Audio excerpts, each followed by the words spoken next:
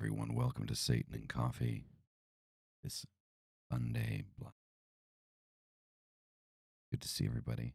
Welcome, welcome, welcome. And we begin, as always, begin.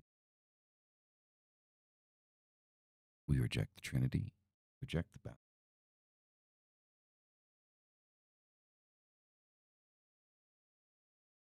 Important commandment that you will ever have is the power of self. So good morning, everybody. Welcome, welcome, welcome, welcome.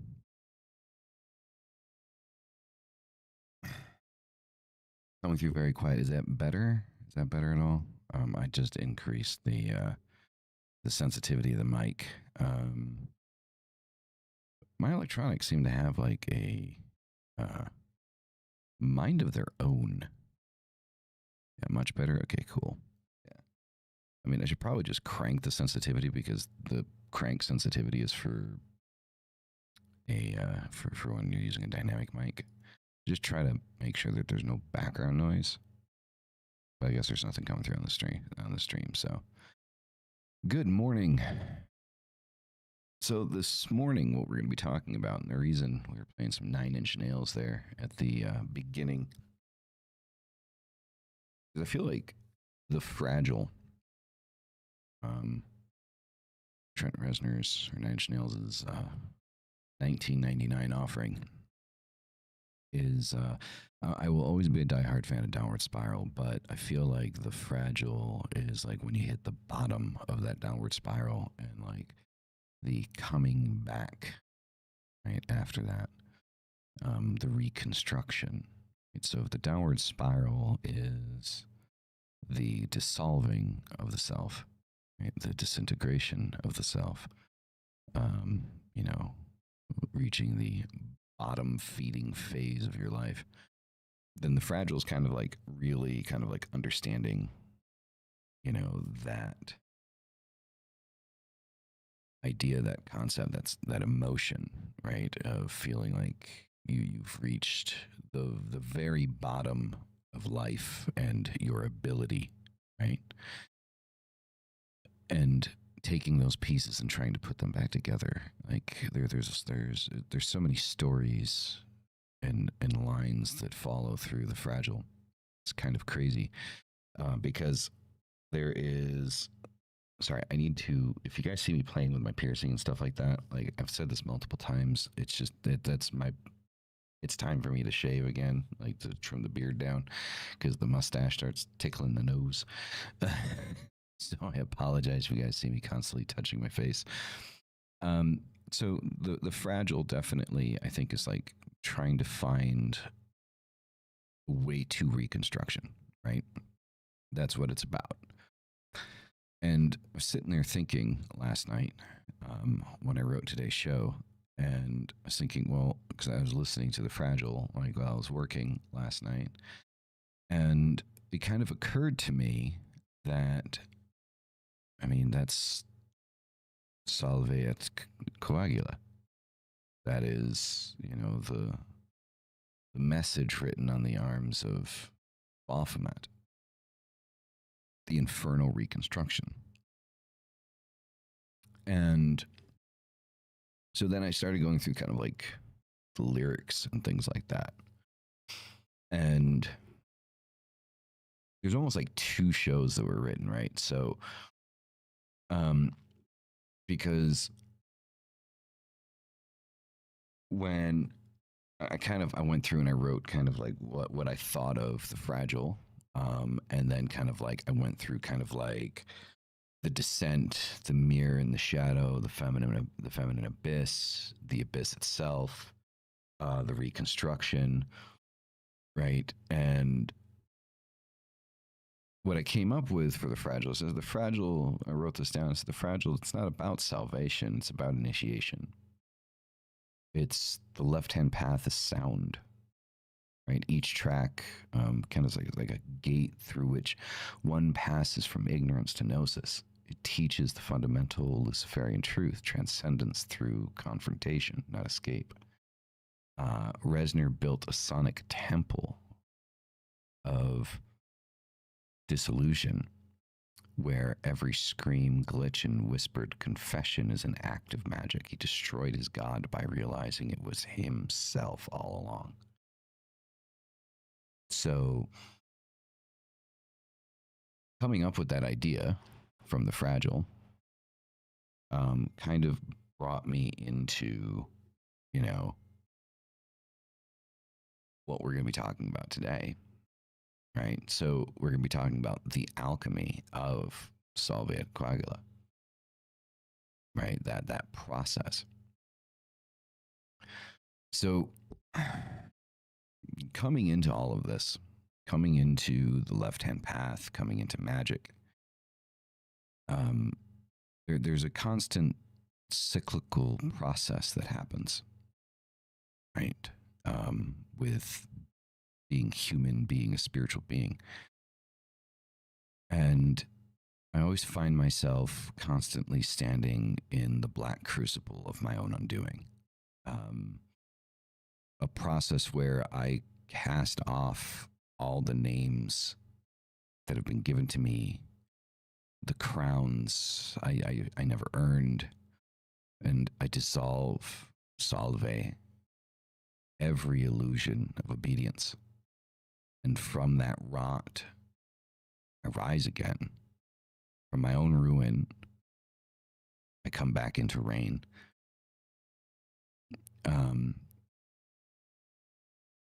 There is no coming to consciousness without pain, right?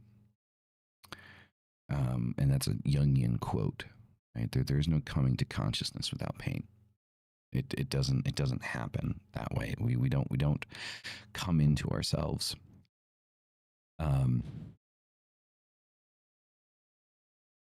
without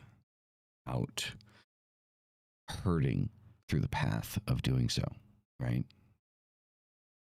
You know, the light of the adversary isn't gentle, it's corrosive to falsehood, right? And it's something like all of this stuff is very poetic, and it's very nice, and it's very deep and philosophical, and it's like you kind of sit there sometimes and go, well, what the hell does all this mean? What does it mean, right?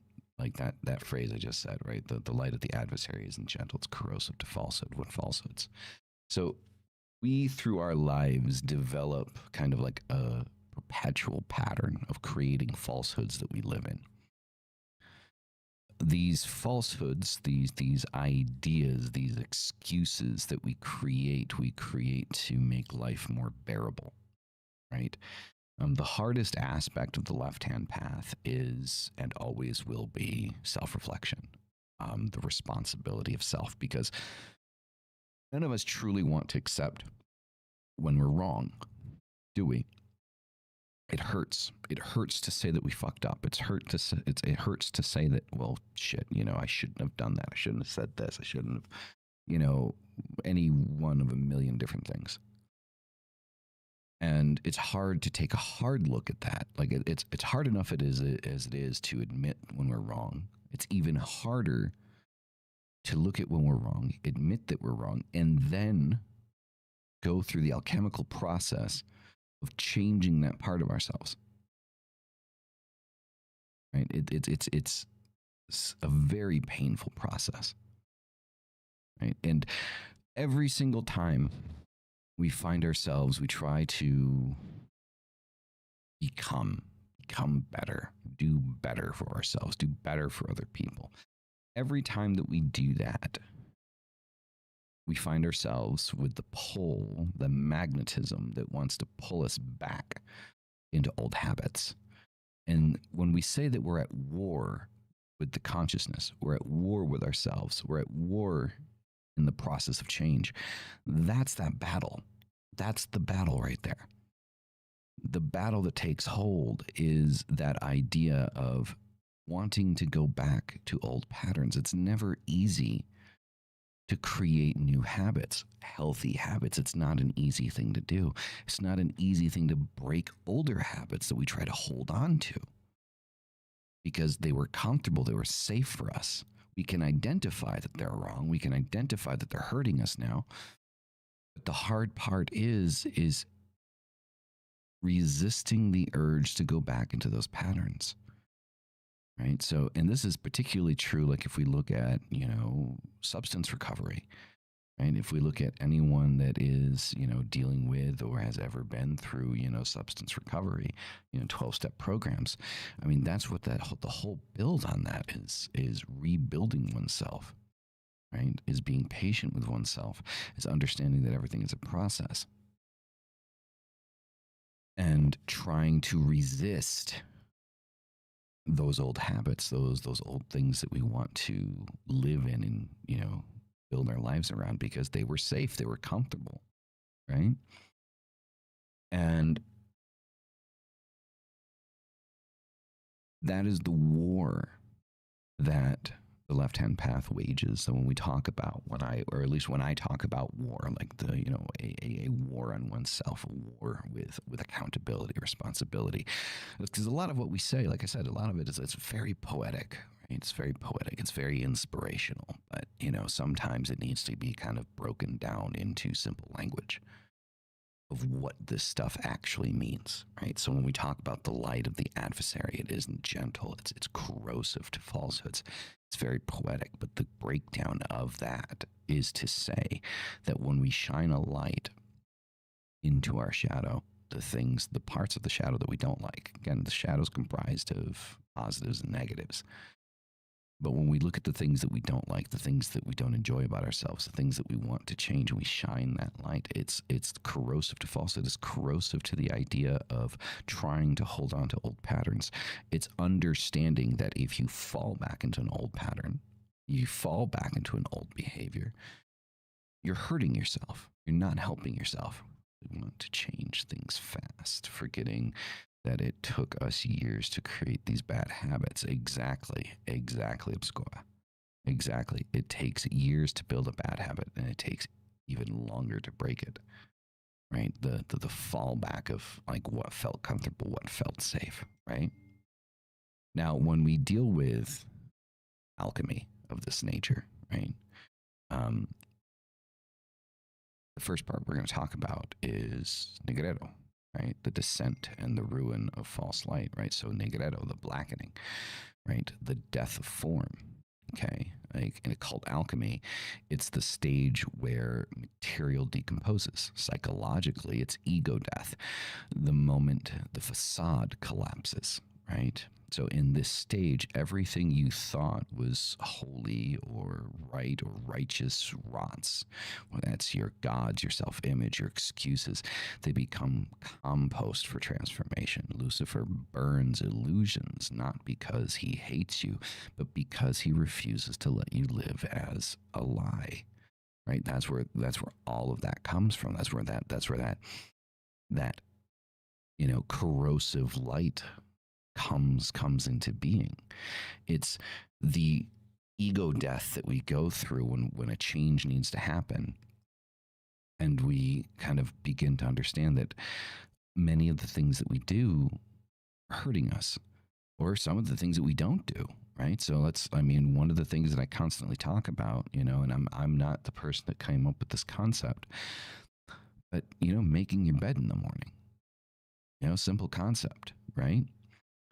If you can't make your bed in the morning, right? I mean, that's something you're not doing that it hurts you. You might not think that not making your bed's going to hurt you, but not making your bed, not cleaning your space, not, taking care of yourself hygienically, all of these things compound. They're symptoms to something greater, right? And it's perpetuating the pain. It's perpetuating the depression. Tree sap, welcome, hail.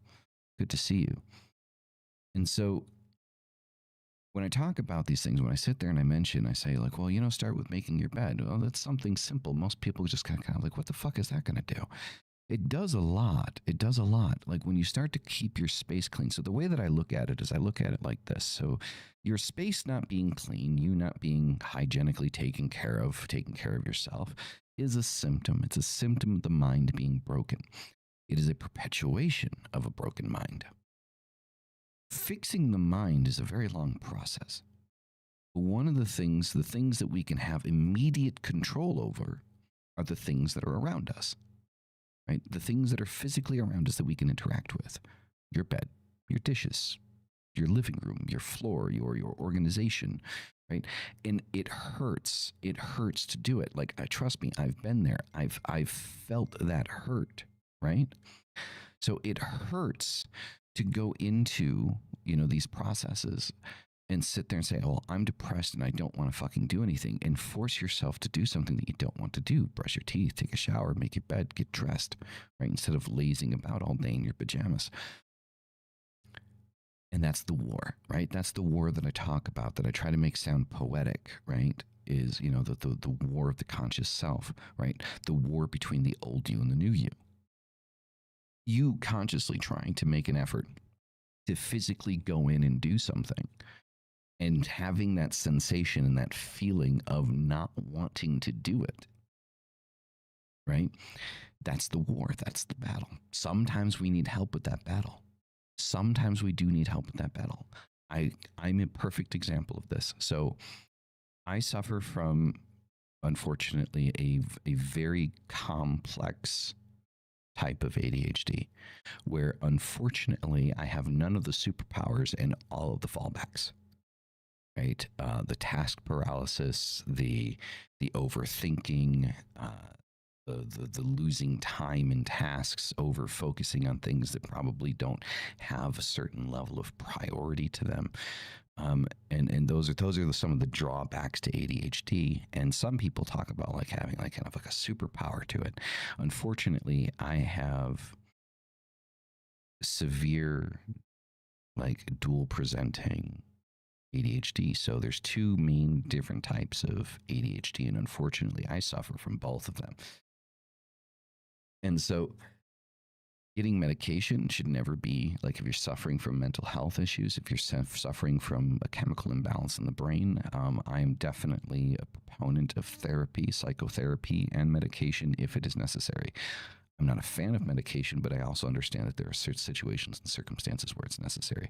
I take Ritalin. I take 27 milligrams of Ritalin every day, every morning. And that 27 milligrams of Ritalin helps me focus, right? And helps me stay on task. The task paralysis goes away, things like that. So I understand that there are situations where mental health comes in and there's a stop and there's a pause. But again, the responsibility falls on us to fix it, right?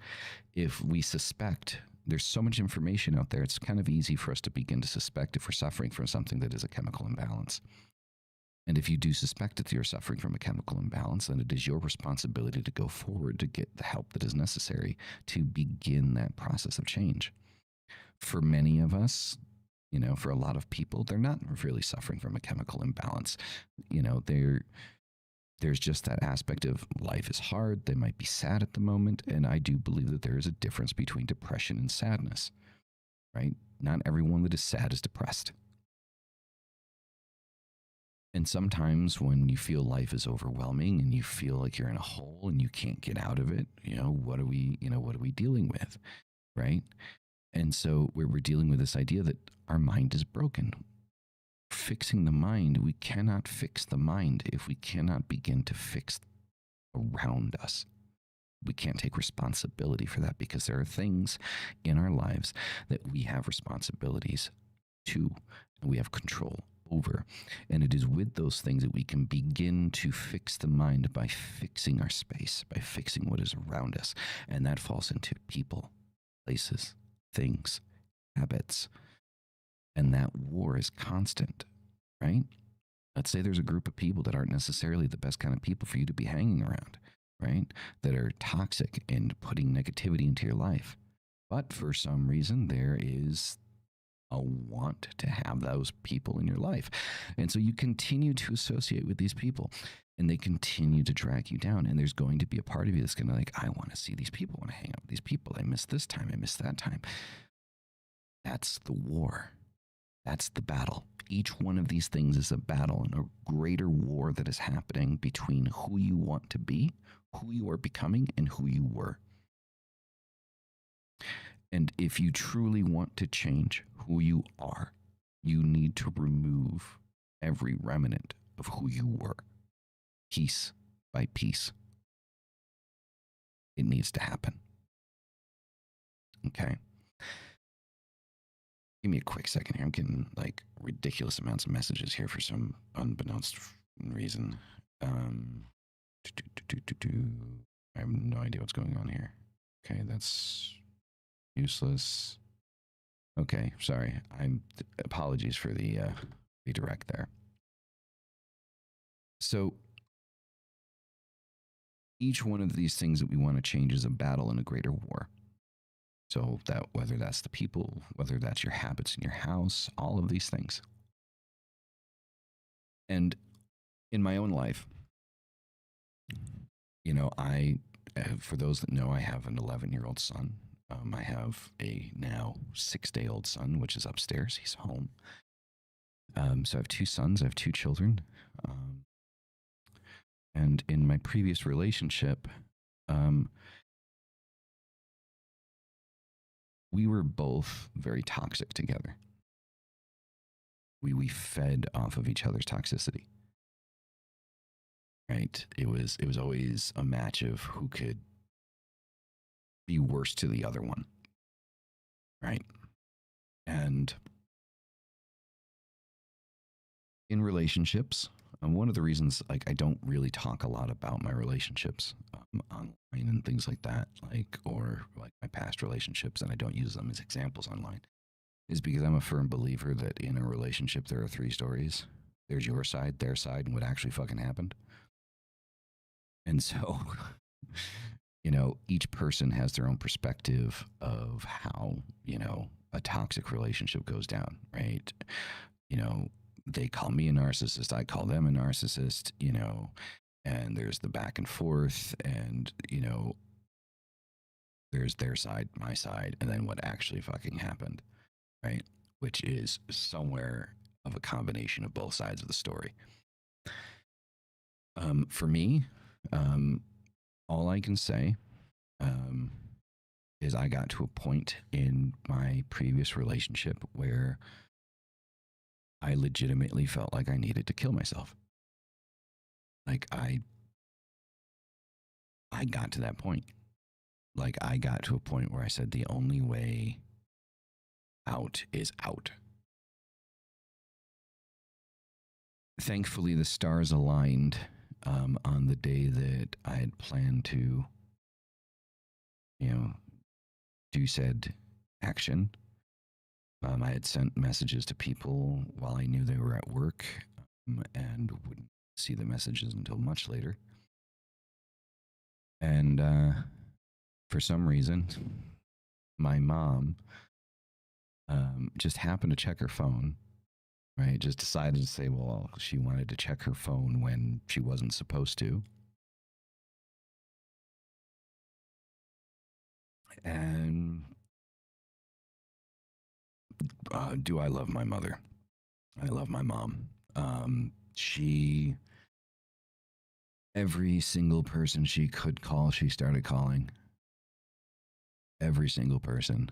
And before I knew it, I had 15, 20 people blowing up my phone.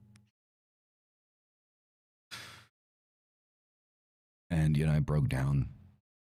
I told her what was going on, how I was feeling. And, you know, I told my brother, talked to my sister-in-law, you know, my uncle. And something became very clear to me, something that I like to preach to everybody, is that I'm the only one that can change things. If you need out, you know, if you need out, you need out. And you need to listen to yourself. You need to listen to yourself. You need to listen to that alchemy happening. Because when you fight the process, that's the danger, that's the risk you take of getting to a point like that. And I don't want anyone to get to that point. And I finally started taking my own advice on that and got out. I got out. And that came with its own slew of problems and things like that. But those were problems that I could deal with. I thought that I couldn't. I thought that, I was in a position where in my mind I believed that with this person, if I was not with this person, that my life would completely fall apart. That anything and everything that I have that comprises me or makes me who I am would be destroyed by leaving this person. And it wasn't until I actually started talking to a therapist about feeling that, that I realized that that was the programming, right? That was the programming. That was the what happens in, a toxic relationship, whether that's a friendship or a romantic one or whatever, is that you are built in such a way, whether intentionally or unintentionally, talk openly about it when they can, so they help others who struggle to not go that far. Exactly, which is what I'm trying. This is the first time I'm openly talking about this, like ever, like so. And it's definitely the episode to do it, which is why today's a 2-hour episode. And so I completely agree with you, Oscura. But it got me to a point where I legitimately felt like I couldn't, I would lose everything. Like I would be nothing without this person. And you should never, ever, it is never normal for you to sit there and think that you would be nothing on your own. If you have a friendship or a relationship or a family relationship and you feel that way, you feel that you would be nothing without that person, I beg you to examine the situation that you're in, because that is not healthy and it is potentially dangerous to be in a situation like that.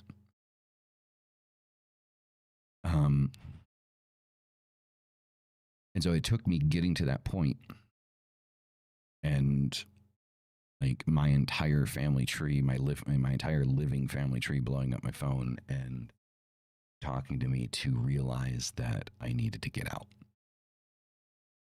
That I was at an end point. I was at you need, like, not staying in that situation is not an option. And so I left the situation. It was hard. It was difficult. It was a crucible in and of itself, because there were old habits that kept pulling me back in or trying to pull me back in. And I had to go to war with that part of myself. I had to fight that battle. And thankfully, I am now in a position where, I am with someone that matches my weird, and, we have conversations, not arguments. We've never called each other a name. We've never yelled at each other. We've gotten upset with each other, but we sit down and we have a conversation.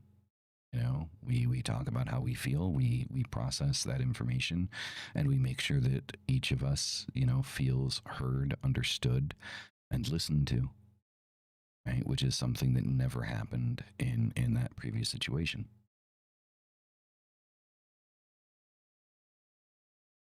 And I'm not going to sit here and, talk shit about the other person.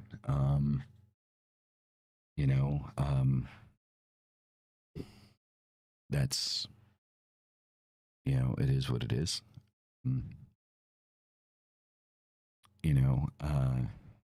All I know is how I felt, in that situation. That's how I felt. And I now know that that's valid, because there's a lot of times that I was made to feel unvalid about how I felt about things, that my ideas of like what was happening to me were made to feel, not real, right? That I was wrong. And that for me thinking or feeling the way that I did just proved that I was a horrible person. And,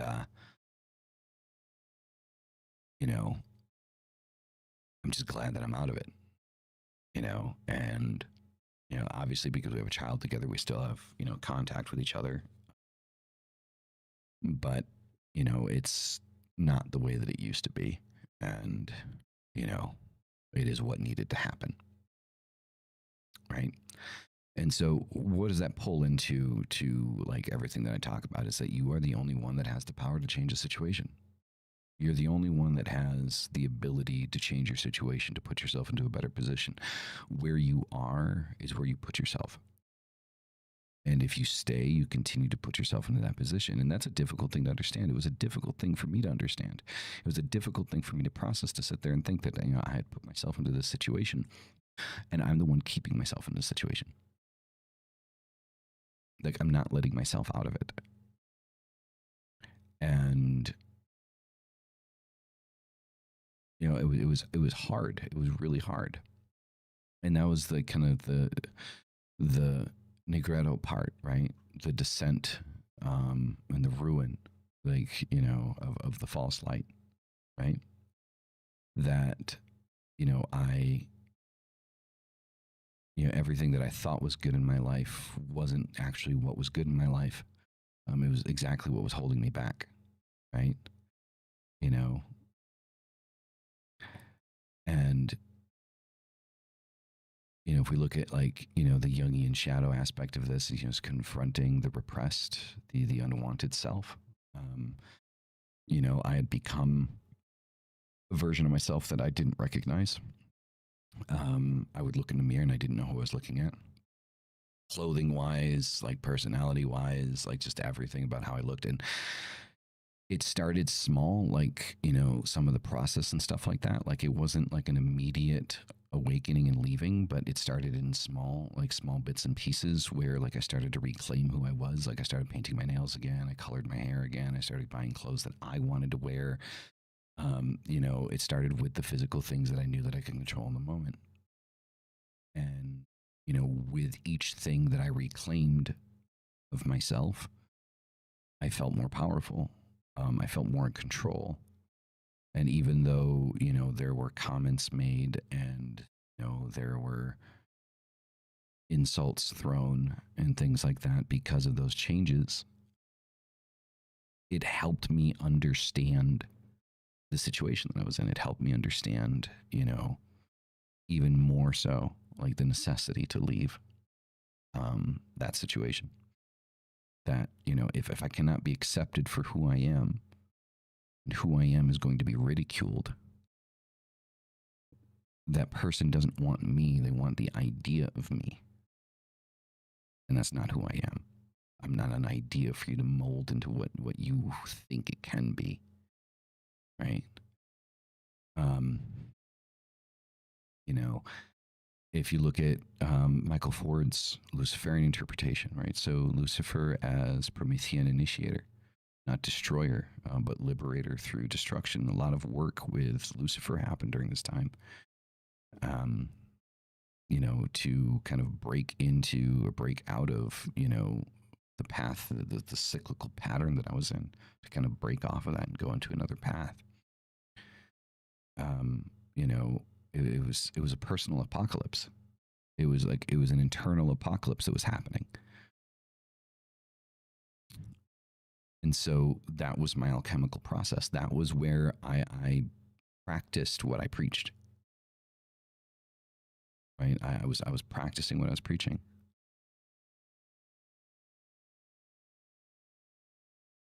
And I did reclaim a lot of power through that. Right? You know, the first step in the great work is the destruction of the profane self. Right? It's Crowley, right? And again, you know, Venus, welcome, welcome, welcome. So true. It's sad that so many people change their entire personality for others. disregarding that this mask cannot last forever and that it will eat them from the inside. Exactly. That's exactly what happens, right? Like, you feel like you're making these changes and you're being accepted. And for a while, that acceptance, feels good. But it's just a matter of time before other parts of your personality that you don't want to change, start to become attacked. And you start to feel like you need to change other things, like the fundamentals of who you are. I know this is a small thing, but for example, one of the things is like, you kind of notice it after you leave the situation is like, this person would always put their music on and blare it and through the house and stuff like that. But anytime I did it, I had to put headphones on because they didn't like my music. Or, the way that I would dress or something like that, nothing that I liked looked good. It had to be, it had to be what they thought I looked good in, right? So there's just so many things that, I just bit by bit started chiseling away at me, and then I just felt like a husk of myself. Right? I felt like a shell. And I know a lot of us, for a lot of reasons, end up to the whole purpose of this story is to say that, like, I understand that feeling and that emotion of not feeling like you can do anything, feeling stopped, feeling held back, feeling just frozen in time with no exit strategy and nowhere to go. And I know that feeling. I've been there. I've felt it. And, again, I want to reiterate here is like, I'm not going to be passing, I'm not passing blame. I'm not calling this person anything. I'm just saying what I felt and what I went through. That was my experience. Right. And nobody is going to make that invalid for me. Not anymore. I'm not going to allow anyone to make how I felt in that situation invalid, because it is how I felt. And this is an important point to come to in anything in your life, is that to not allow anyone to invalidate how it is that you feel about a situation or whatever it is that you're going through. Don't let people belittle what it is that you're struggling with, because that is not the way to deal with it. Trying to make a problem smaller doesn't make it smaller. Not in the slightest. And it's something we need to stop doing.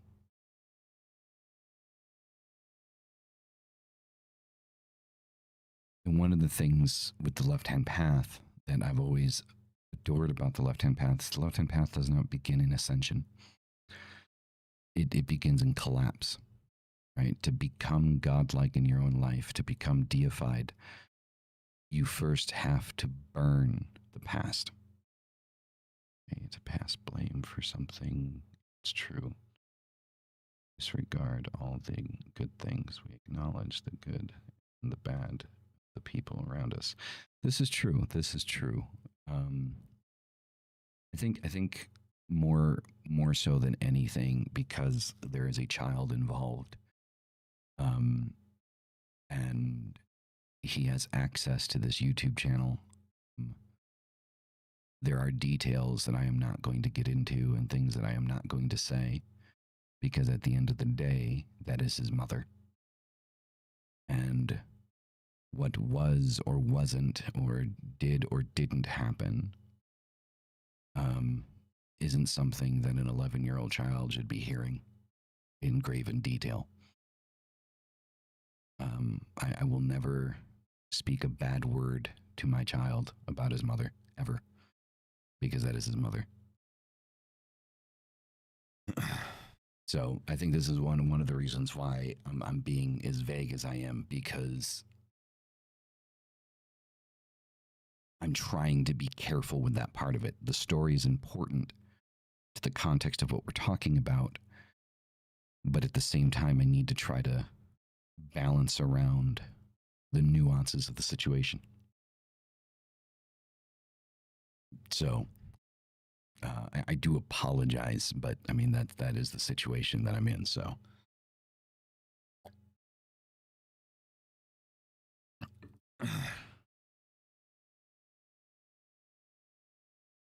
so the next part of the process that I went through to this kind of alchemical reprocessing of who I am, right? Belial was a big fucking sounding board here.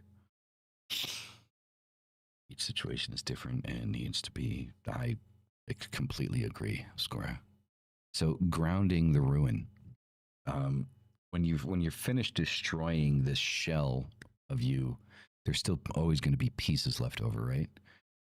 Belial's current is Earth, dominion through confrontation.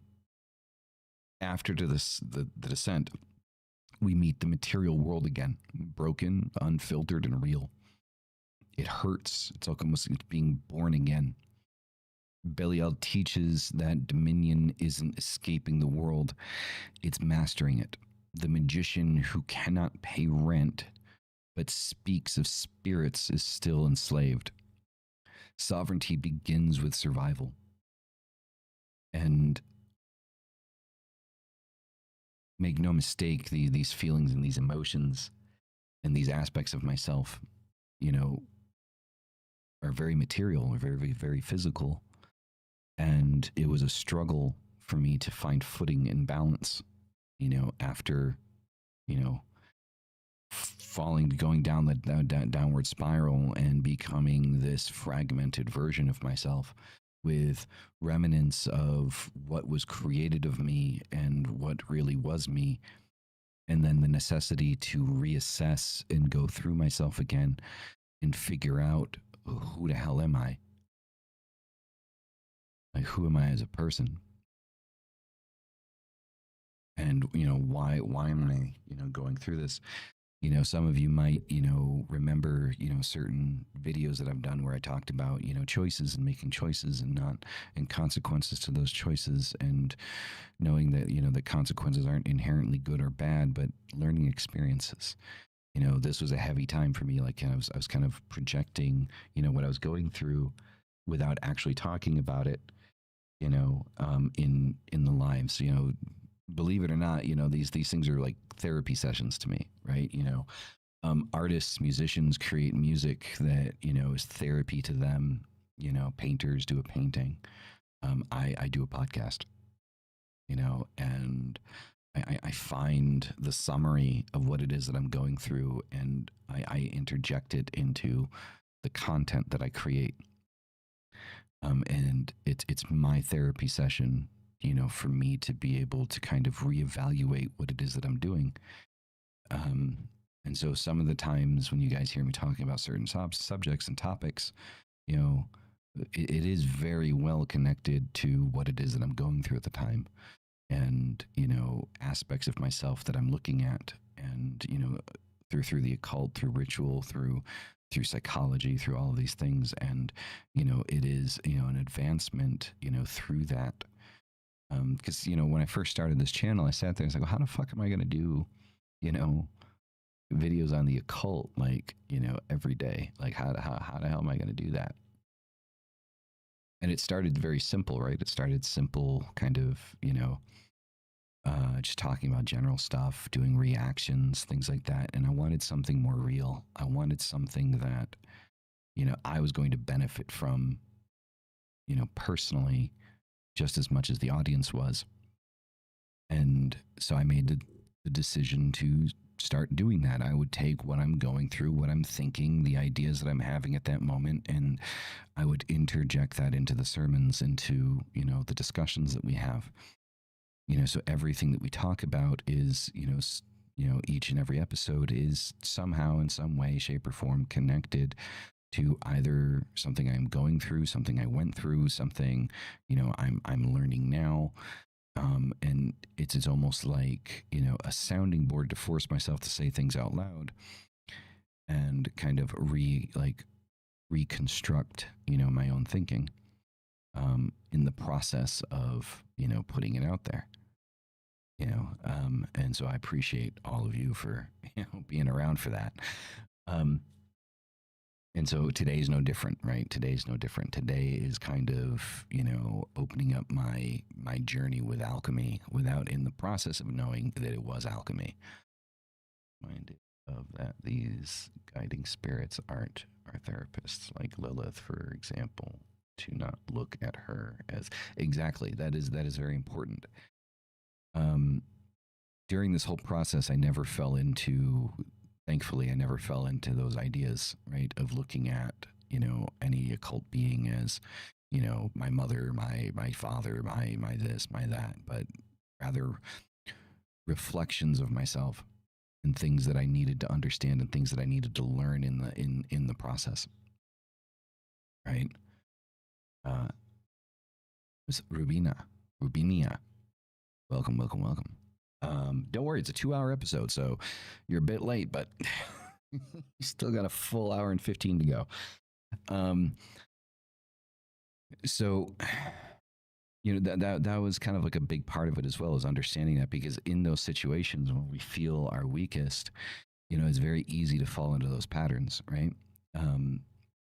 Because we need something, right? We need to lift up, and it's so easy to look at our deities, our entities, our demons, the infernals, the divine, whatever, and say, use that kind of, Christian theological philosophy where God the Father, right? And make no mistake about it, I do believe that, people that go in and do feel like, a demon is like a parent figure to them. I do feel like that is, very much a Christian perversion of the demonic. Because Christianity openly pushes that narrative with the Christian God, that God is God the Father, and He loves you and He will forgive you, and this, that, and the next thing. And I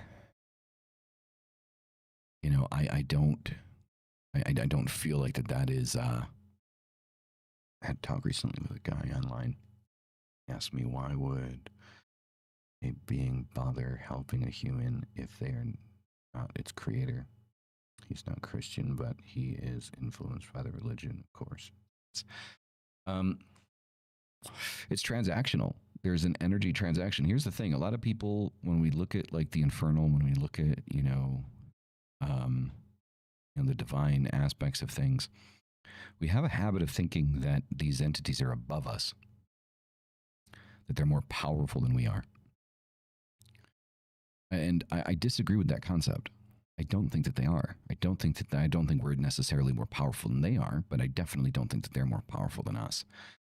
And then there is an energy transaction when we invite these things through that allows them the ability to manipulate things at a different plane, a different level.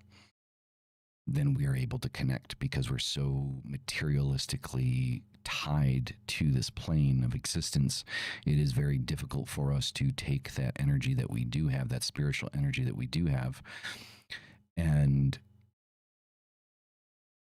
manipulate things the way that we are able to do so, but we just don't have the mental capacity to open up that much, or at least a lot of us don't. And that's where we kind of run into when we start looking at things like Lucifer and Belial and Lilith and things of that nature. We're looking at guides that show us like, okay, this is what is within your capability. This is what you can do, then go do it. And there's some energy manipulation that happens when you put your energy out there, and then that kind of feeds through the universe, right? And that's where change begins to happen. Magic works at its own pace, right? Like nothing magically is ever done and then happens usually immediately the next day, right? It takes a process of moving pieces on a chessboard bit by bit for it to kind of go in. I think Christianity makes people feel kind of worthless and they can only receive mercy. Ego hurt. I mean, yeah. I mean, I basically told him the same thing, that all beings need energy, even if they are more powerful. I still have something to give. Yeah, and I think again, I think the incorrect way to look at it is to say that these things are more powerful than us, because I think that if they were more powerful than us, then I don't think they would fuck with us. Like, to be completely honest, I think if they were more powerful than we were, you know, because a lot of, like, if you go into like a lot of like the old grimoires, right, it talks about going into ritual. Like, when you go into ritual with a demon, you go in commanding, right? Like, especially if you look at the Goetia talks about going into ritual with a commanding aura, right? With a power um, around yourself, confidence, right? That, especially like if you're looking at like an entity like Belial, working with Belial, like you don't go into Belial working with Belial acting like a subservient, right? You're not going to get the response that you want, or any response at all. And so I don't believe that these entities are more powerful than we are. I do believe that there's Wyatt, welcome. I do believe that there's an energy exchange that happens, and it is because we are on equal footing that they even fucking pay attention.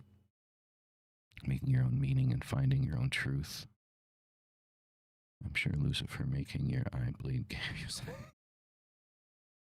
That was interesting. But here's the thing, like, there was no pain. Like I said, there was no pain. It didn't hurt. You would think that, if there's blood coming out of your fucking eye, there's going to be some kind of pain, right? And do you have a schedule for these streams? I do. It is Wednesdays and Fridays at 6:30 in the morning, and Sundays at 10 a.m. This week's been a little off because my son was born on Monday. We brought him home yesterday. So this week has been a little up in the air, but usually schedule is Wednesdays and Fridays, 6:30 in the morning, Sundays at 10 a.m. Like some anti-stigmata, maybe. Yeah, something like that, because there was no pain. It didn't hurt. The doctors couldn't find anything, and I went to multiple different doctors. And I still have those doctors' reports, that they gave me when they referred me to other people and stuff like that. It only lasted 3 days, which I do feel like the 3-day thing is kind of important. I mean, that's me attaching importance to the 3 days. But I do think that it lasting only for 3 days and happening 3 times a day within that 3-day period is, I don't believe in coincidence, so, she's great. She's good. She's still recovering physically. So her and the baby are hanging out upstairs, and I'm usually down here most of the day working on stuff. So, you hear that? And I'm missing context because I got here. So what we're talking about is basically kind of alchemical change through the self. And I gave a very personal example of, me reaching a limit where I felt like I needed to end things, and then kind of being woken up to practice what it is that I preach. And that being the thing that kind of saved my life was practicing what I preached, and, the family that I had around me, obviously. And we're kind of going through the steps here. Conversation came up about, working with entities and things like that. And, in my opinion, I don't believe that, these entities, I think we have a misconception of thinking that anything spiritual that we try to connect with or commune with somehow or some way is, more powerful than us. I would put it this way. This is actually, this idea just hit me. So I would put it this way. Proof that these things aren't more powerful than we are, and I think we're on equal footing and an equal playing field with them, is we call them. They don't call us. Right? Like, if these things were more powerful than we were, I think that they would be able to break through the barrier without needing us to open a door. Because they need us to open the door for them to come through in any way, shape, or form. We open that door. We open that connection. So if we don't open that connection, generally speaking, they can't just waltz on through however they want to, right? There's a window or a door needs to be opened for them to be able to commune, and they need us to open that door. We open that door. We have the power to open that door. We have the power to open that communion. So, but sometimes they do call us without us suspecting or calling on them. This is true, but it's very faint. It's very subtle usually, right? And I think that most things that, happen, when we look at like, demonic possession, when we look at, poltergeist, when we look at these types of things, poltergeists or ghosts, for example, or, were earthly bound anyway. And usually somewhere down the line, we, have to some way open up the curiosity. We have to open up our minds to receive that signal, right? To cut through the noise and get through. That could be more powerful too, in some respect. Oh, I completely agree. But I think like thinking of more powerful is in like we're a 10 and they're 100. Like, I don't think that that's accurate, but that they're able to do things with their power that we can't. Yes. That concept I agree with 100%. As far as Baphomet's concerned, for me, Baphomet was kind of like, was a weird one. Baphomet came through to me in an image when I was 7 years old. And there's a whole story behind that I've talked about before, and I've already given you guys one deep personal part of my life. I'm not going to give you another one today. Right? Because I don't want to, make this a woe is me episode. But I didn't, like, when Baphomet came through, I didn't know that it was Baphomet. It wasn't until like 7 years later, like when I was 14, that, I realized, what it was that had come through. But I was also like, maybe like an hour away from dying. So that kind of like opened up a door. More powerful, more important than us, and more so that they're more fundamental than us, closer to the divine than us. Present ideal states of ourselves and the divine wears them as masks. I can agree with that, Wyatt. I can go for that. Close your mind, things kind of stop happening most of the time. Yeah, exactly. Right. So going back into like kind of like Belial, working with Belial in terms of, this alchemical process, right? This part 2 kind of thing, segment 2 of, right, we got, Negretto, and then, the grounding of the ruin, right? So the facing of material responsibility is spiritual practice, facing responsibility for your life materialistically, right? And the material isn't just possessions and things. Material is like anything of the physical world. And that includes your emotions, that includes your actions. And so material responsibility can translate to spiritual practice if done correctly and grounded correctly. There is a myth of spiritual bypass. So how people use mysticism to avoid accountability. And I think that it requires, to be truly spiritual, to be truly, open and adept, it requires, accountability, and it requires responsibility of the self in order to truly ascend, right? Through the glass ceilings that exist, in practice.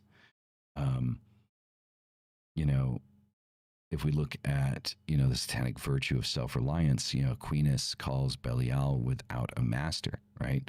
So we call him free, right? Because there's no master, right? When we look at like, Belial.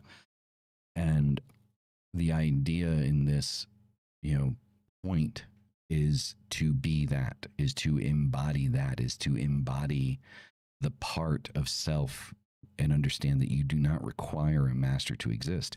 And that's where kind of like that whole kind of like narcissistic, toxic relationship aspect thing came in. And why this was important for me in this process of reawakening and reconstruction of myself. was because I was at a point where I believed that without this other person, I would be nothing, which means I believed myself to be nothing.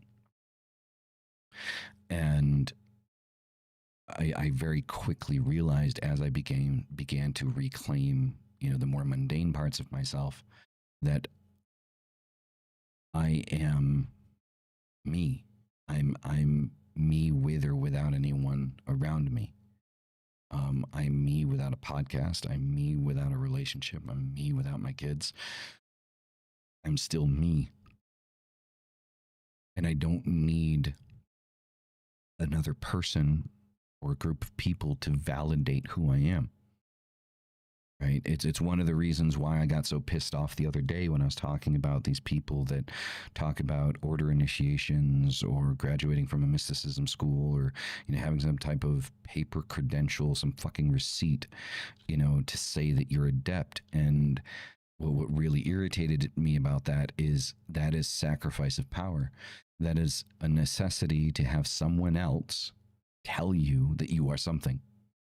And so you can take what someone else said and say, look, this is what I am. And that doesn't take work. You didn't put the work in for that.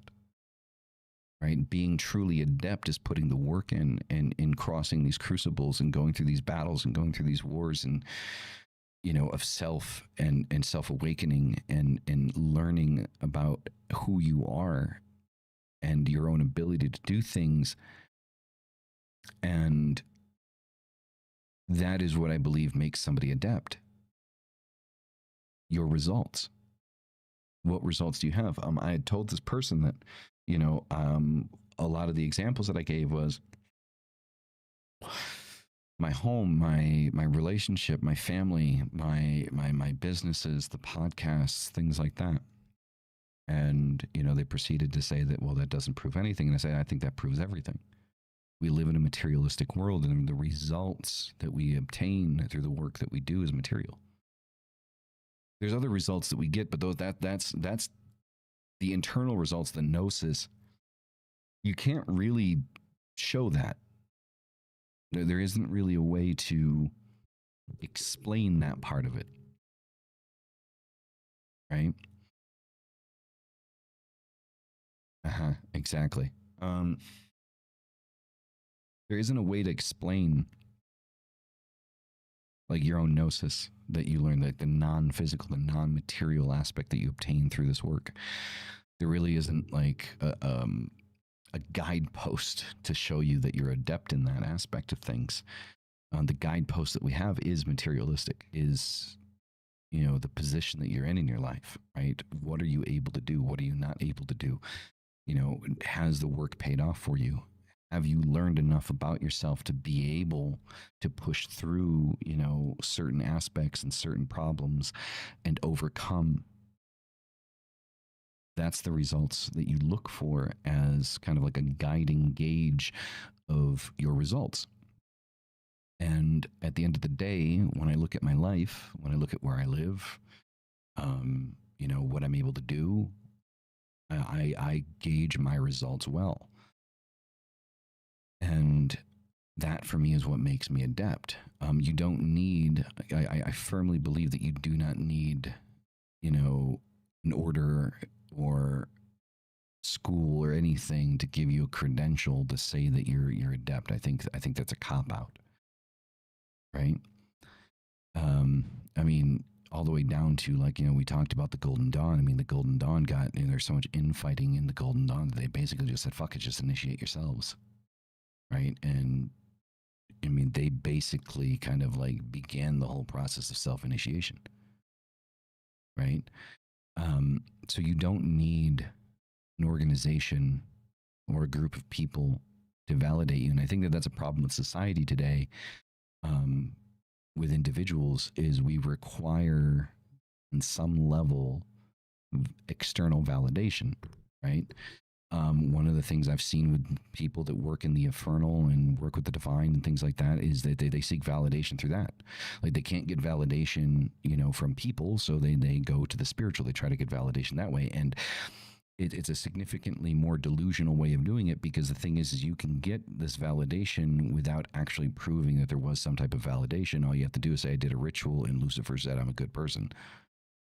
And, at the end of the day, that's all anybody really needs to do, right? And at the end of the day, the only person that you should be looking to validate who you are is you.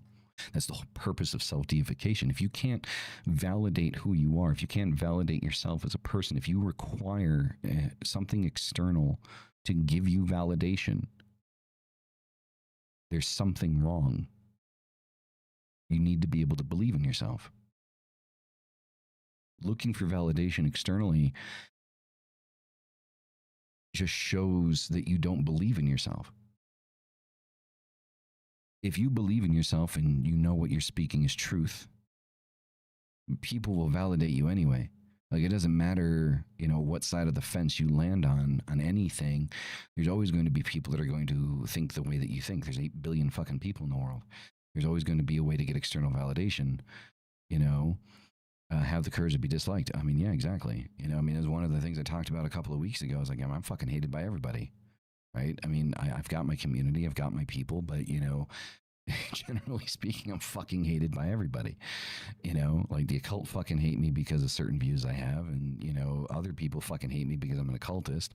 So it's just like, fuck it, whatever. Everybody fucking hates me, and you're always going to be the villain in somebody's story. Like that's like a big thing to understand. You are always, there is someone out there right now talking shit about you. There's somebody out there right now within the last 6 months that is or has talked shit about you. That has said that you're a horrible person, that has said that you're an asshole, that has said you're a bitch, that has said, this, that, or the next thing. Does it matter? Does it matter?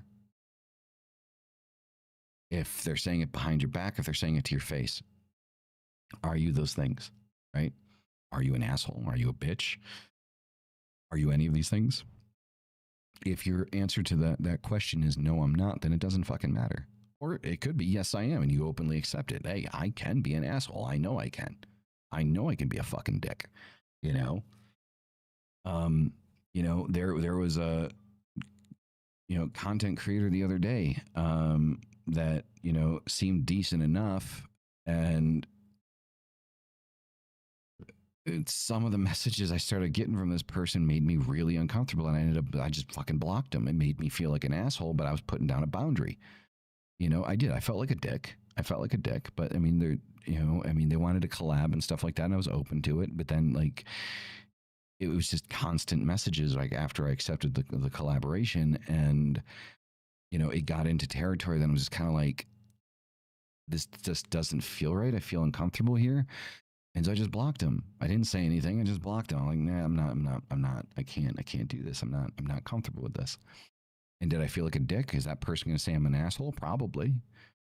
Right? I mean, that person's probably going to look at me and be like, oh yeah, you're a fucking dick. You're an asshole.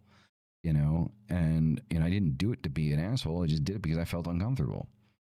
That was it. They allow you to live in their head rent free. Exactly. Right. I mean, the people that, don't have any regular contact with you, but talk shit about you, you're still part of their lives, even though you're, you don't even know who the fuck they are. Right now, the next part of this, I want to look at is Lilith and Leviathan, desire and abyss. Right. So once we kind of ground ourselves, the initiate confronts the twin currents of liberation, Lilith, and depth, Leviathan. Together they form the oceanic feminine and the adversary, the pull into feeling passion and shadow emotion, right? So to deny desire is to worship your own cage, to repress emotion is to fear your own abyss, right? So Lilith as an archetype of sovereignty through rejection of imposed order, right? So again, all of this falls into like kind of that alchemical process that we're talking about, right? So we are destroying and recreating, right? And so Lilith definitely embodies, you know, this idea of reclaiming your own sovereignty, right? You start piece by piece, and then, you know, when you start to pick the pieces back up together, you start to feel like yourself again, you start to feel normal, you start to feel connected, and you begin to recreate your own agency, right? And that's very, you know, that's very Lilith. You know, Leviathan is a symbol of chaos, the unconscious, the emotional truth, you know, pretty much. Um, you know, so Leviathan is the depth, right? The depth of that sovereignty, right? You know, and the chaos that exists in the mind while we begin to reconstruct who we are. And, you know, it is unconscious, and that emotional truth it's hard to grasp onto, but it's necessary. It balances things out. If we look at Jung's dream and the underworld, right, descending into emotion as descent into the soul, or even Nietzsche's, you know, eternal return as emotional integration, embracing even suffering as necessary to will to power. You know, I at the end of the day, I don't like using the word Satanist, but because Satanist just is easier for people, I'm theistic. Am I a theistic Satanist? I mean, sure, why the fuck not? You know, um, you know, yeah, I guess you could say that.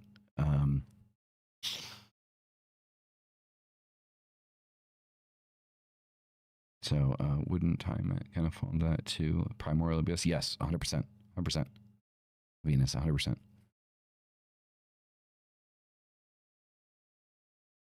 What just happened? Whoa. Okay, my stuff just started refreshing all weird. Were we still connected? Yeah, it looks like we're still connected. You're new to the path. Well, welcome, welcome. Satanism, philosophically speaking, I am very LaVeyan, which is why back in the day I used to call myself a philosophical Satanist, because I don't feel like Satanist really correctly describes what I am as far as practice is concerned. But philosophically speaking, I think the Satanic Bible is very profound literary work that for modern times is more important than the Bible itself, I believe, about believing in oneself and understanding one's own agency and power and sovereignty. Now, as far as Satan as an entity, I look at that more of like one entity with three masks. So it's almost like a triptych. So I would look at, so you have Samael, Lucifer, and Satan, right? So Samael is more kind of angelic, more divine. It's one mask. Lucifer is kind of like the epoch of, you know, that ideal. Whereas there is adversarial energy that has kind of reached its pinnacle point, reached its climax point of just absolute power, and the calmness that is, you know, it's chaos controlled. And then Satan being the title, right? Not really a name, but meaning the adversary is more kind of like that carnal, raw, chaotic energy within the infernal. So looking at that, that's how I would look at that in my working. So when I work with, I use Lucifer as the name that kind of just overarches everything. So guys, give me a quick second. Okay. I will be right back. Okay.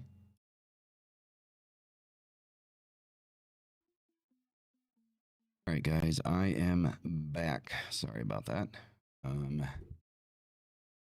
just have a, I am a father, I am a husband, and so, there are responsibilities. So Dyra says she needs help. I go up and I help. So, but everything's good. And we're back on.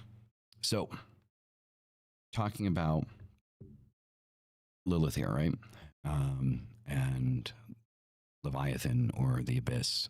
Wyatt, thanks for hanging out. Greatly appreciate it. Sorry you have to go. I mean, it's a 2-hour episode, so it kind of makes it kind of tough, but good having you here.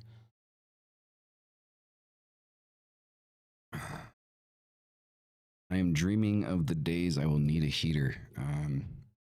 I don't dream of those days because I live in Mexico. Those days never come. Those days just don't exist. So yeah, it just kind of is what it is, I guess.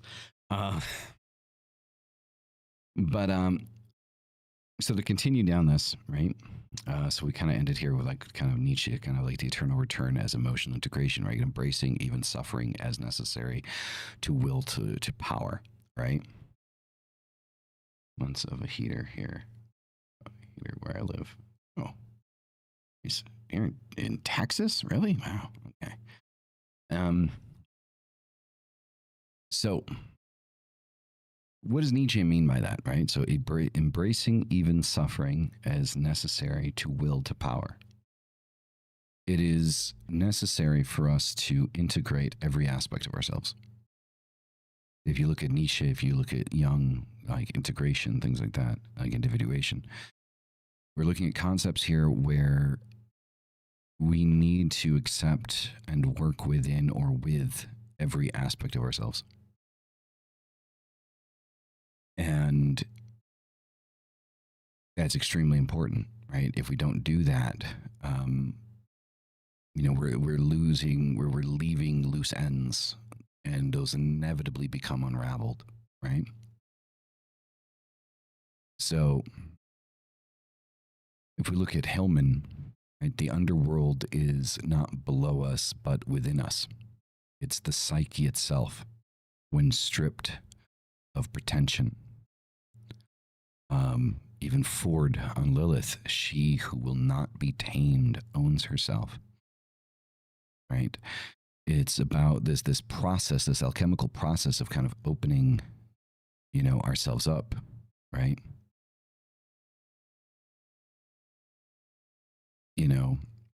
Is start learning about Samael. Sorry, I'm catching up with chat, guys. I apologize for, the dip. So we begin to kind of open ourselves up. We begin to learn that we don't have to allow other people to control us. A control is given. It's never taken, right? And it is a difficult process. It's a difficult thing to understand. It's a difficult concept to fully kind of grasp onto, is the idea that you are only ever controlled by those that you allow to control you, right? It feels like they take it. They don't. We submit. We give into it.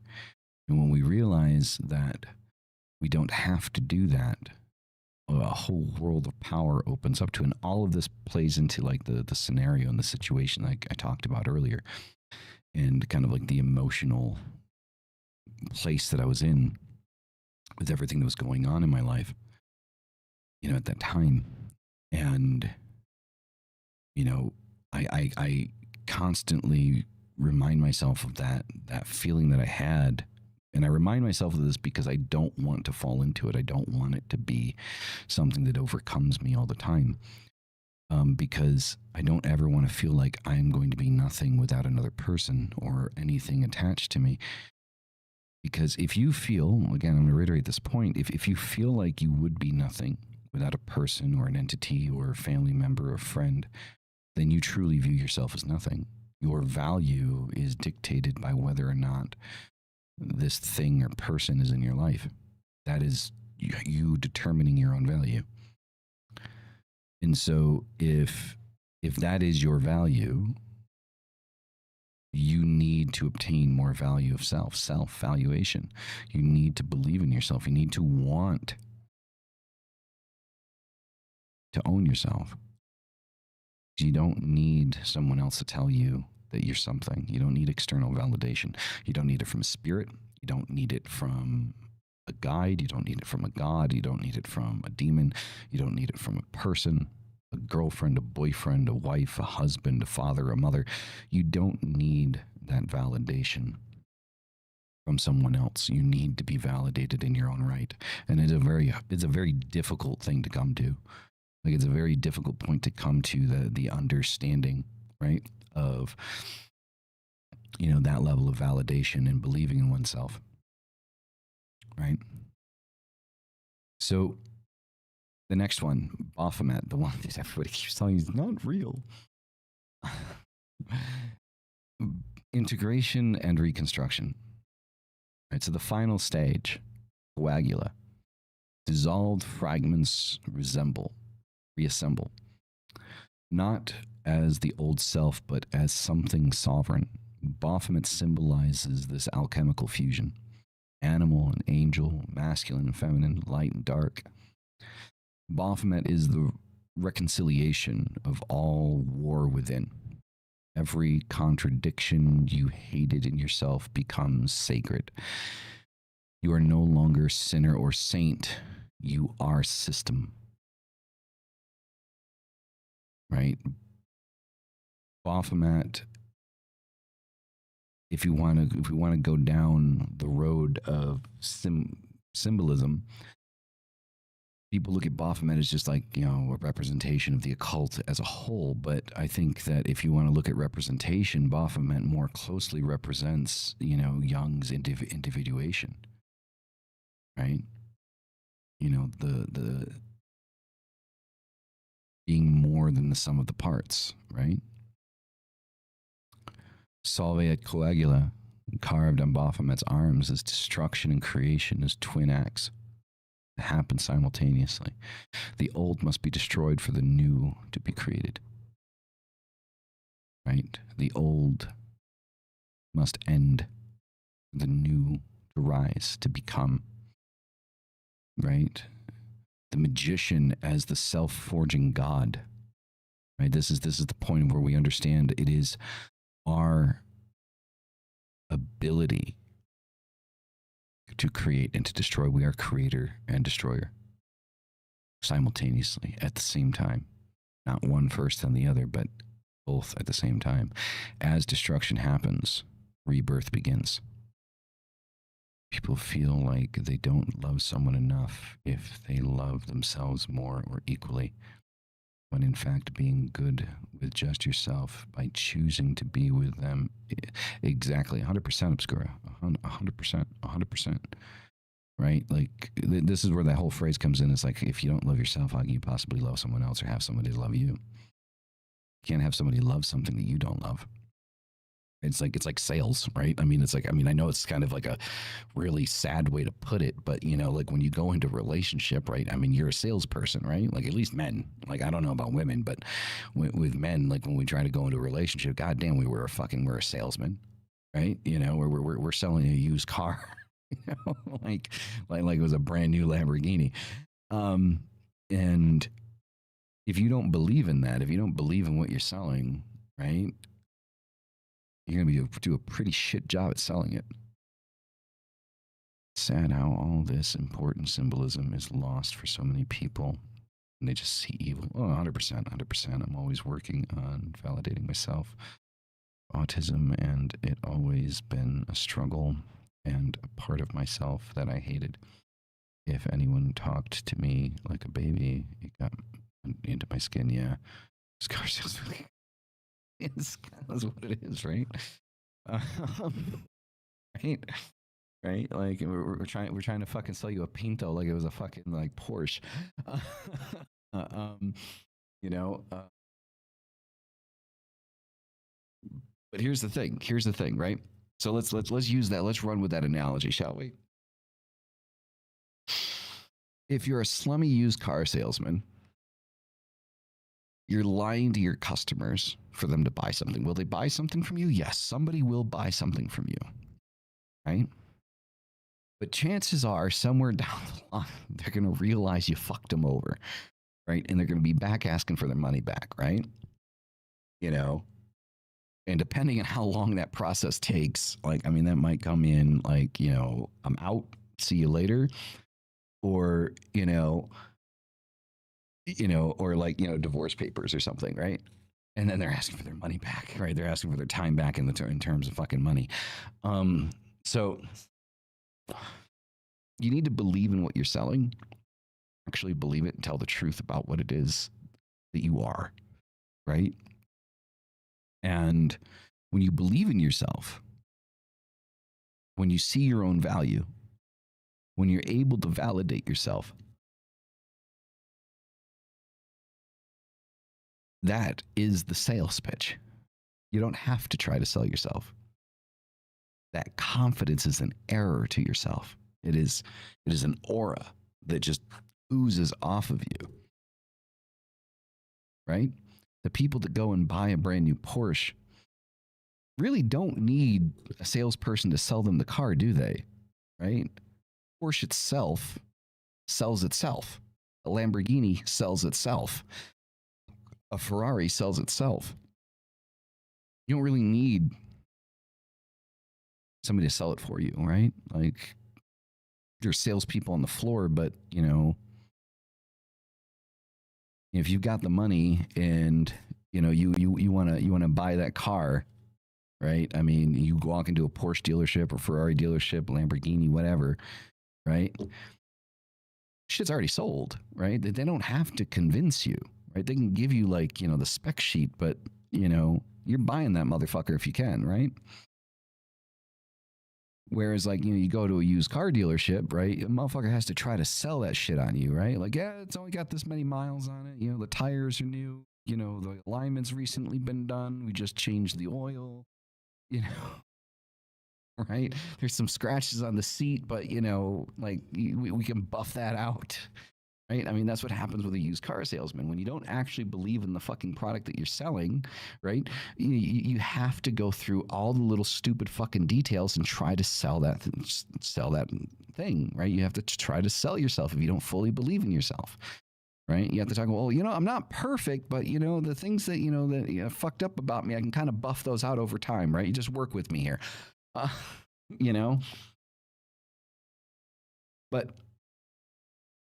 if you believe in yourself and you believe in who you are and you become that Porsche, you become that Ferrari, you become that Lamborghini version of yourself, right? You don't have to try so hard. Nah, scratches their character.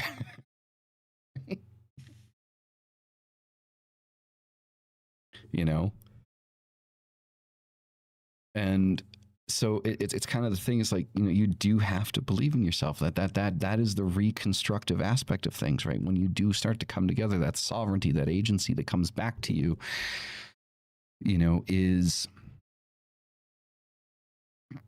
it's you becoming the Lamborghini version of yourself, or BMW, or Porsche, or Mercedes, whatever luxury car brand you want to be, right? You want to be, big and luxurious. You want to be fast and crazy, whatever it is. Vintage cars too. They have all the character. Yeah, no, 100%, right? Like, I mean, look, my dream car, if you guys want to see my dream car, I don't know what it is. I don't, a Rolls Royce. There you go. See? I don't know what it is. Can't remember the brand. I think it's a old Ford. I think it is. But if you watch the music video for Coal Chambers, it's a Coal Chamber music video. It starts with a car in the beginning of it. For the life of me now, I can't understand. I can't remember what the hell it is. Right. But hold on a second.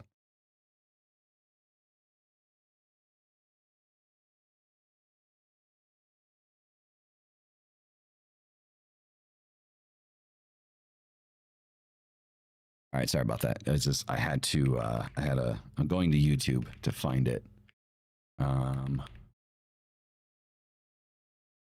Fiend. So if you watch the music video for Coal Chambers Fiend, it was like 15 years ago. right? They're the hot rod with suicide doors at the beginning of that music video. And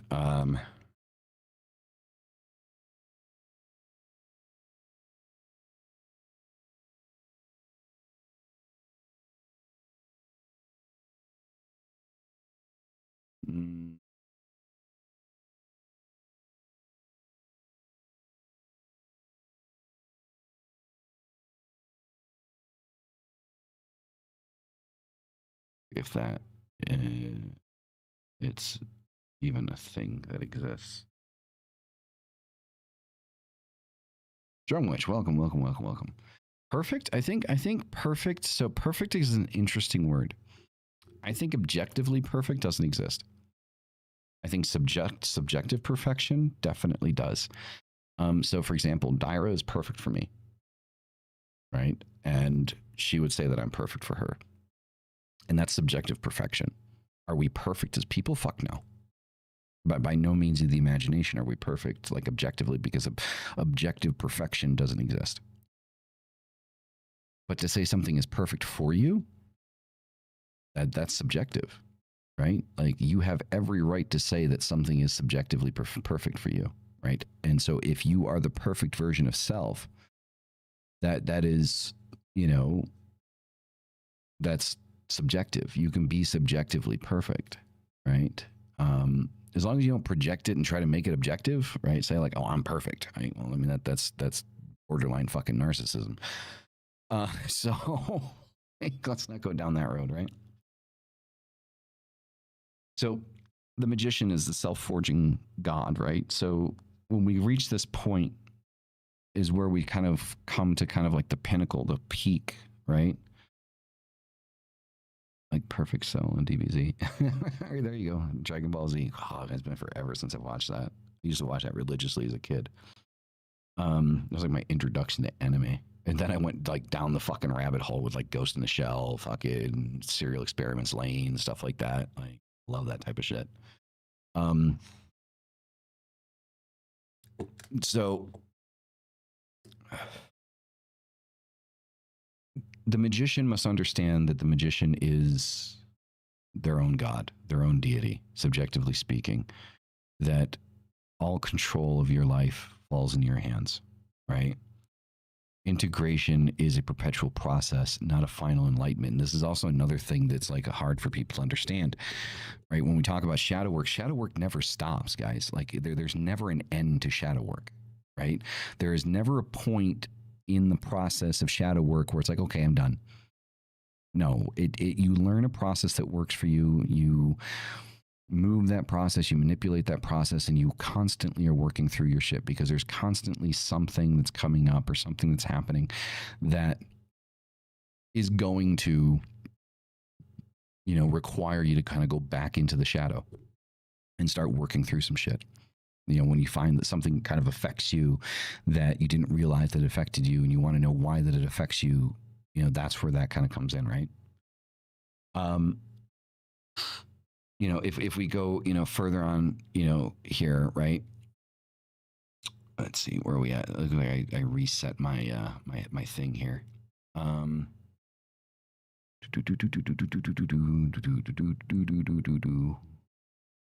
Wow, what just happened to that whole part that I was just going through? Okay, here we go. So if we look at the latest Forge and the Crucible, right? The blacksmith is spiritual archetype, right? The one who creates by fire and hammer. The occultist is the blacksmith of the soul. You are your own blacksmith, right? You create through crucible, through fire, through chaos, right? You become sharpened steel through this process, through shadow work, through individuation, through all of these things, right? If we look at, again, if we look at Nietzsche, right? One must still have chaos in oneself to give birth to a dancing star. Like, so there must be, you know, that fire inside of you we need to constantly rekindle that, right? You know, Ford talks about that as the black flame. The black flame, you know, has been kind of manipulated over time to mean something completely different than what Ford initially wanted it to be. You know, that black flame is that chaos that exists inside of us, right? That desire for gnosis, right? That desire for growth and moving forward and things like that. I would encourage everyone to, you know, work on daily reconstruction rituals, journaling, sigil work, mirror invocations, and invoking the self, everyone. Affirming identity is chosen, not inherited, right? Affirm your own existence, right? Validate yourself every day. Like, for me, to this day, you know, as someone that does, you know, left-hand path life coaching, mirror work is still the hardest thing for me to do personally. Like, looking at myself and looking myself in the eyes in the mirror and talking myself through something.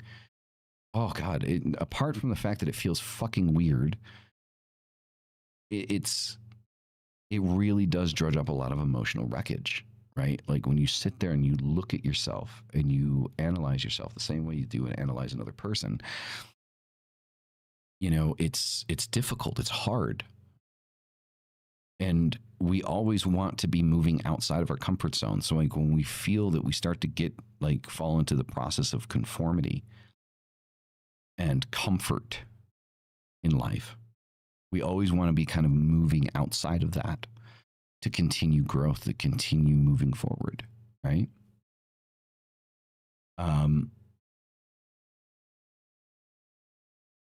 You know, it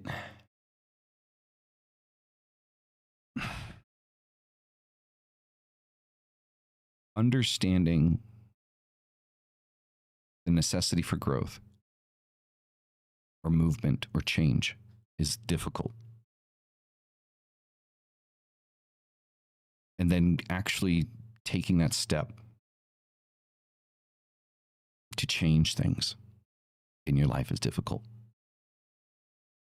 Going from feeling like you're nothing without someone to being something and knowing you are something valuable without external validation is difficult. And I think every part of this mass today has revolved around one Luciferian axiom: transcendence through confrontation, not escape. I had to confront myself and who I'd become and what I hated about what I had become, to be able to break away from it, to reclaim my own sovereignty, reclaim my own agency, reclaim my own power. I had to. Pain is not punishment, it's initiation. The adversary is not an external enemy, it's your reflection in the black mirror of becoming. To grow, destruction must happen. Destruction is difficult, destruction is painful. Growth is painful. Reclaiming agency is painful. All of this is painful. None of it is easy. None of it happens from one day to the next. One of the things that I tell my clients all the time in Infernal Compass is the reason why we work in a pillar system is each pillar consists of an idea that must be learned and put into practice. Finishing a pillar doesn't mean you're done with the work of that pillar. Finishing a pillar means that you have reached a point of applying the work to a level that you're not going to stop applying that work. And then you introduce more work. And then you introduce more work. And then you introduce more work. And that's how that happens, right? And when you reach pillar 6, the whole idea of Infernal Compass, right, it's not life coaching in the sense like, I'm not going to sit here, I'm not going to fucking tell you that you're going to be a millionaire because that's bullshit. I'm not going to tell you that you're going to be a super confident fucking individual and you're going to be able to do anything you want because that's bullshit. And I think, one of the reasons why, like, I have like, 5 clients right now only is because I'm honest. I'm honest. Like, people want a quick fix. And the thing is Infernal Compass isn't a quick fix. Infernal Compass is, this process. Excuse me. Infernal Compass is this process ad nauseum, right? It is a repeatable process. It is something that once you learn how to do it, you don't stop doing it. Like, it's 6 pillars that you work through with me, but then after you're done working through those pillars, you continue to work those pillars for the rest of your life, right? And so, and a lot of the clients I have are in recovery, which is hard. So I work in tandem with Satanic Recovery, based out of the UK, but they do have, meetings, online meetings and stuff in the States, the UK, Australia, New Zealand, all of these places. So I work in tandem with them, where we're not associated, but Infernal Compass and Satanic Recovery naturally just work very well together. If you are in recovery and you know the steps, an Infernal Compass is a very brutal step 4. Right? It's a very brutal step 4. So, yeah. It's about discipline. It's about putting into practice the change every day and allowing yourself time and ability to grow. Experienced nothing life-changing in the occult is a quick fix. I started work more than 2 years ago, and the last of it is coming to fruition. Been a hard road, but one that continually changes my life in the best way possible. That's amazing. You have to work on yourself until you fall in love with improving, and then you just don't stop. Exactly. And the thing is one thing I always tell people, and this is I'm quoting Gary V here. If you know Gary Vaynerchuk is, and you're an entrepreneur at any level, great guy to listen to. But you also need to fall in love with failing. You learn more from your failures than you do,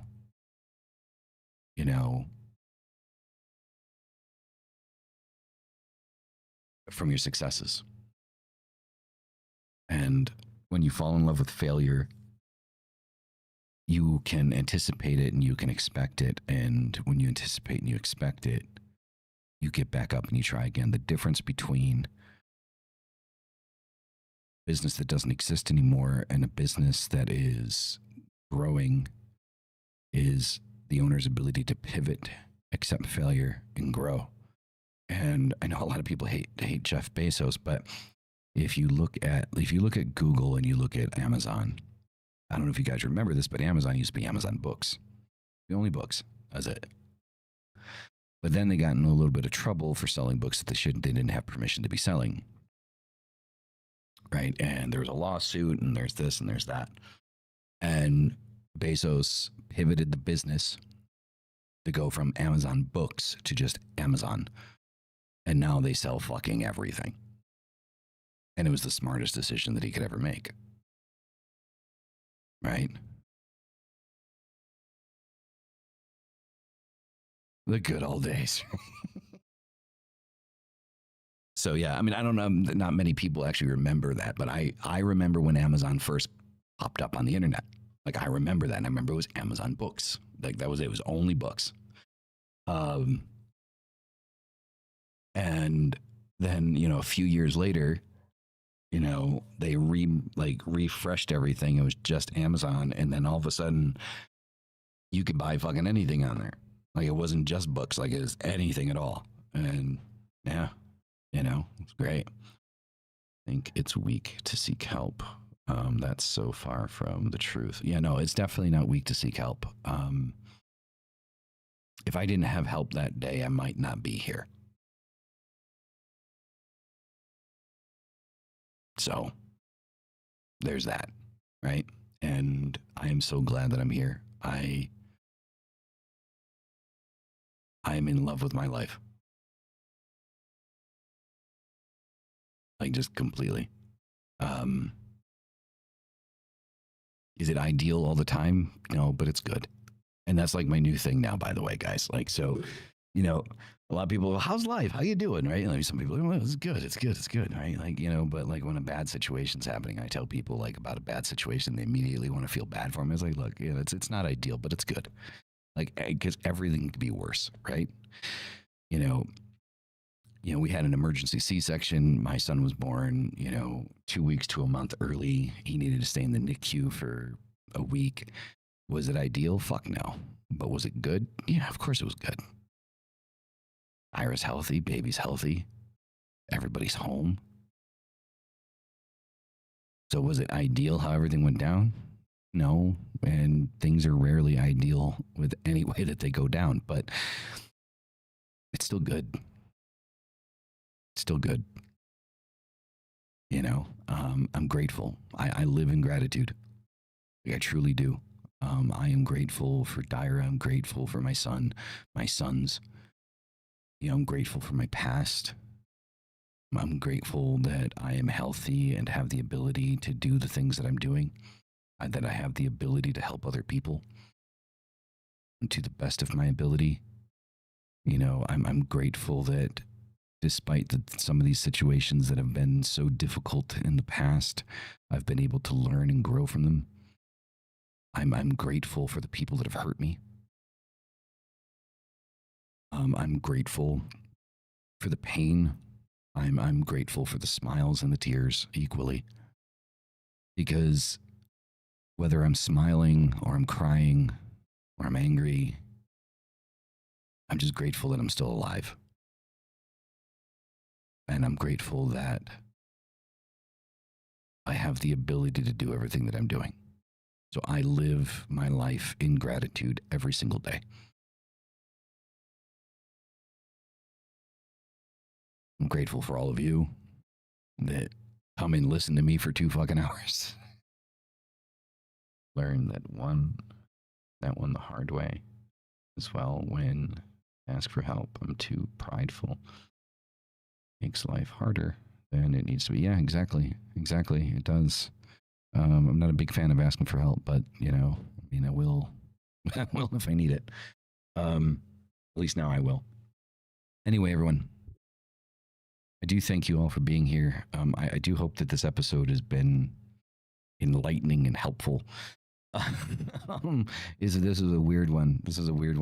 Usually I have a lot more passion, or like aggressive passion behind what it is that I'm talking about and things like that. And with this one was deeper. This one was more to hit home. I'm glad, Evil Gaming. I'm glad. I'm glad that you love living now. Right? Be grateful for it. The It Gets Better is cheesy, but so true. Yeah, right. So yeah. Thank you all for being here. You guys are fucking amazing. You are the reason that I do this every day that I do it. I look forward to doing this. I look forward to talking to you guys, 4 times a week. And with that being said, as always, hail thy fucking self. I will see you in the next one. Peace the fuck out.